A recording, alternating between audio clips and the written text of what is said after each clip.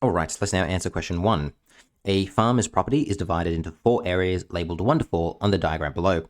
The bold lines represent the boundary fences between 2 areas. So as you can see here, like we've got these different areas, and then we've got these bold lines represent my boundary fences. Cool. We're then told in the graph below, the 4 areas of the property are represented as vertices. Okay, so that means, all these vertices represent different areas. And then we're also told that the edges on the graph represent the boundary fences between the areas. Now we know that the boundary fences are these bold lines. So, this line here, the one between 1 and 2, is telling us, that is that. 2 to 3 is telling us that.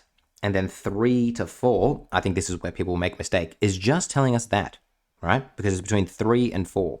It's not telling us the whole thing. It's just between 3 and 4. Because now, when it says one of the edges is missing from this graph, on the graph above, draw in the missing edge. Well, the missing edge, if we just rub this all out for a second, is the one between 2 and 4. So that means our answer is going to be the one between 2 and 4. So it'll be right there. So my answer here will be, drum roll. Oh, actually, that is my answer. Just that line there.